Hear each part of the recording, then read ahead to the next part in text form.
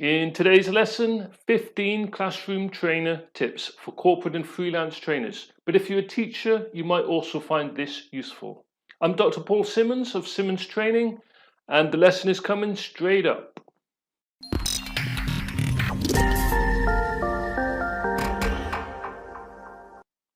Okay, you should see me down here in the corner. Here I am, I'm still with you. I'm just minimized down in the bottom corner. So let's start the tips. Point number 1, keeping training simple. Now you have to think very carefully about the people you are teaching, because do they have the same understanding of the same terminology? If your audience are hospital staff, for example, they may be used to terms such as CNO, Chief Nursing Officer, or DDA, that stands for Disability Discrimination Act, or EPR, Rapid Response Team, Tertiary Care. If you do not work in that environment or workplace, then you might not understand certain terms and terminology. This is discourse, the word discourse. So I want to give action for every point here that we make, for every tip, and the action here. Think about who your audience is, their expertise level, and the terminology you should be using in the training. If you start using terms that they don't understand, you will lose your audience from the very beginning, and that's not going to make for a very good training session for you as a trainer or for them as the audience. Point number 2, making the workshop and corporate training fun. Now, we're not talking about making it fun in a hilarious kind of way, telling jokes and making it really, really funny. I mean, it's good if they do laugh now and again, but when we say about fun, we're talking about making it enjoyable. The training should be enjoyable. People should walk away at the end of the day feeling that they've had a good day, they've had a good session. You want them to enjoy it. Now, what you can do here is include activities, and you should be doing this anyway, as we will talk later on. But you want to include activities to make the classes, the workshops, interactive. Give the participants a chance to meet each other, to relax. So you want to include games and activities, not just you talking. So make it interactive. The action here, make sure that your training includes activities and other interactive elements. When I say other interactive elements, that can be polls, Q&A sessions. And by the way, if you are doing this online, this still works the same way, because you can use things like breakout rooms, online polls. There's a lot of different things you can do. In fact, you can go to the post we did on 21 free icebreakers to use for online teaching. If you're teaching online, I will include a link to that below this video if you need it. So you can do activities for online teaching and offline teaching. It's not going to be so different. Point number 3, making the training structured. Now, this is really quite important too. It has to be structured. There has to be some purpose and some sense to how the course is laid out. If clients are paying a lot of money to attend this training, it has to be structured. You want to come across as a good trainer. You want these people to come back to be asking you for training again. The action for this point, do not try and use shortcuts to provide training. Prepare, prepare, and prepare. If you're new to pedagogy, then you might even want to buy customizable training. So pedagogy, which is all about teaching methods, ways of teaching. If you're not familiar with structure in training, then you might want to buy pre-made training programs. Point number 4, elicit feedback so that you can improve in the future. Feedback is so valuable. It never ceases to amaze me how incredibly useful and worthwhile trying to get feedback is from those who attend the workshops that I hold. That's a great quote, because getting feedback is so invaluable. There's always something that we can improve on. There's always something to improve on. So you want to get that information and you want to make those changes the next time. Action. So remember at the end of the session to ask for feedback from the participants. In fact, not at the end of the session, because you want to allow people time to think about their responses and to fill and complete the form, the feedback form. So I suggest doing it at least 15 minutes before the end of the session. Give them a chance to complete the feedback form. Number 5, make sure that you accommodate different learning types and styles. People learn in different ways, and some people learn auditorily, they learn by listening, some people learn visually, they learn by seeing things, some people kinesthetically, by touching and experiencing things. So you really want to try and incorporate all these different methods, and there are other methods too, but you want to incorporate these different methods in the training that you provide. So the action here for point number 5: ensure you use different teaching methods. Point number 6: pay attention to the classroom layout. We've actually done a blog post on this about the training day seating plan and the classroom layout. So I'm going to say to you, for the action for this point, consider the type of people in the group that you are teaching and plan the classroom layout accordingly. To do this, I would recommend that you read the post we did on classroom layout. Let me quickly show you. Let's go to it. And here it is. What is the most effective classroom and training room seating plan? That is a very useful post. The different type of seating plans for the different type of training. And in fact, I did a video on that, setting up the training room. So that's also on the YouTube channel. So you can watch that.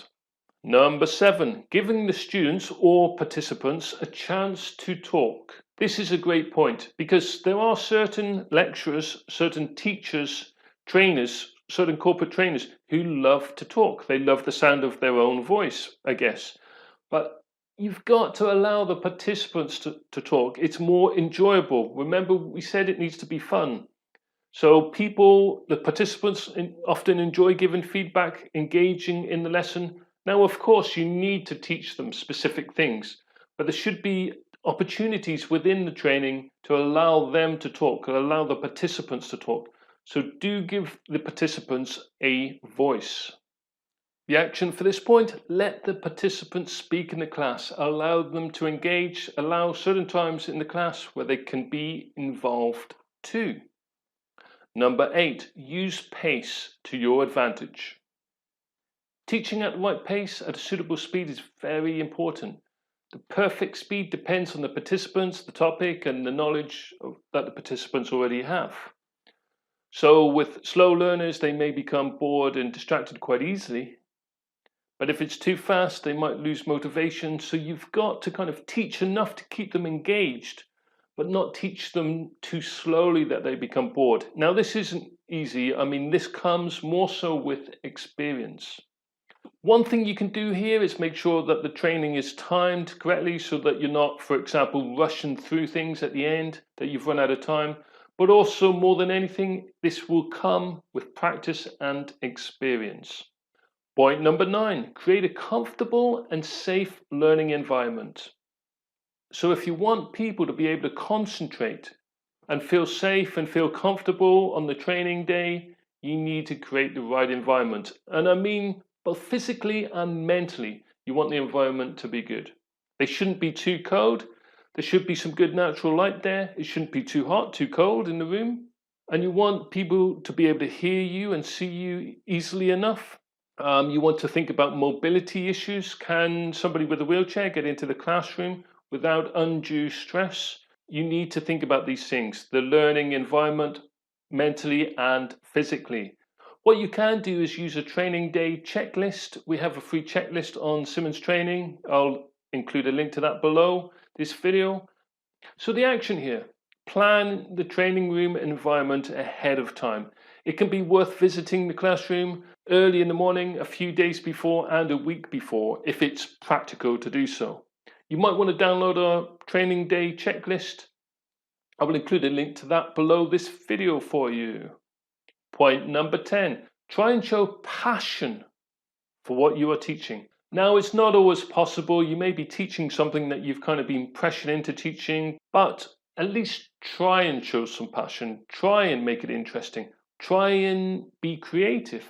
Find creative ways. Maybe you want to use more activities to put the emphasis on the participants so that the emphasis is not so much on you if you're not really enjoying teaching this. Action here. Even if you really have no interest in the subject, if you need to, find ways to make it interesting by being creative. Number 11, Make the ground rules clear at the start of the training day. I think this is a great idea, so you can make rules such as if cell phones or mobile phones need to be turned off, make it clear at the beginning of the training session. So the action, be clear on the ground rules at the start of the session. Number 12, always make the learning objectives clear. This is really important because it gives structure to the lesson. Students, the participants, they will understand why you are teaching certain things, and they will understand why you are going through in this sequence. And remember, you only really need 3 to 5 objectives. It's enough to give the students a roadmap, as it were, of how the lesson is shaped and how the training day is going to proceed. Let me give you an example of this by showing you one of our training programs. So I'm just going to take a look at the absence management training course materials to give you an example. I'm going to go to the third page, would be the second page where you get the chance to put your name, company details, etc. in. And then usually we have the aims and objectives of the course. So for this one, for example, which would be about absence management, we say, by the end of this session, you will be able to, number 1, identify what absenteeism is and its causes. Understand presenteeism and its relationship with absenteeism.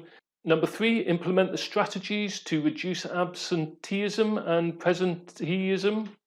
Evaluate ways to measure absence. And finally, to identify the key elements of a well thought out sickness absence policy. But I just wanted to show you that you start off with aims and objectives. So the action here, start off with the aims and objectives at the start of the lesson. Number 13, learn how to use silence as a trainer. When you first start training, it can be terrifying as a rookie trainer. You can panic and become anxious, and you want to speak, and you try to fill those gaps. And you end up talking way too much.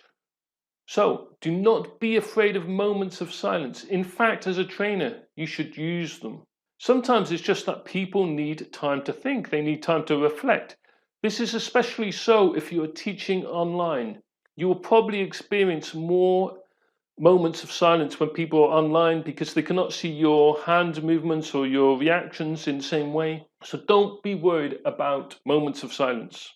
14, consider the hierarchy of needs in training.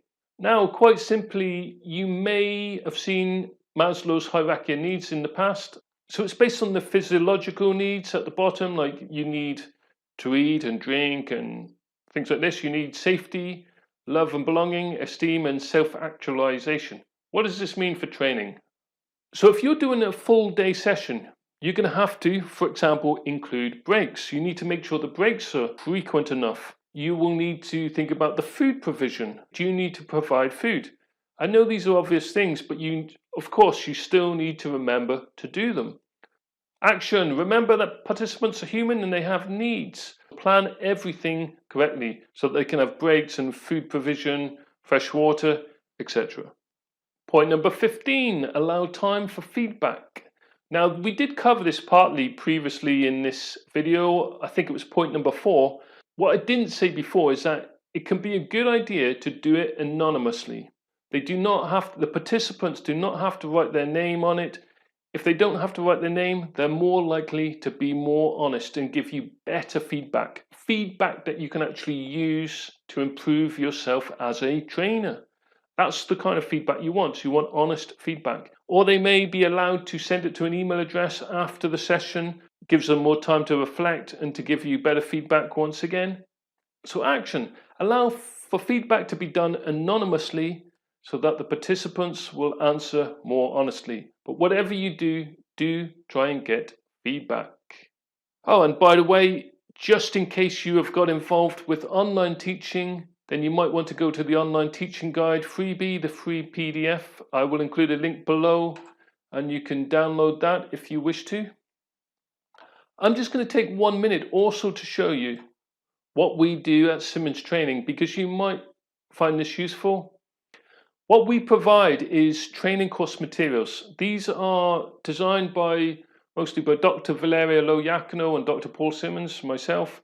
And look, Valeria especially has a lot of experience in pedagogy taught at different universities in the United Kingdom and also in South Korea.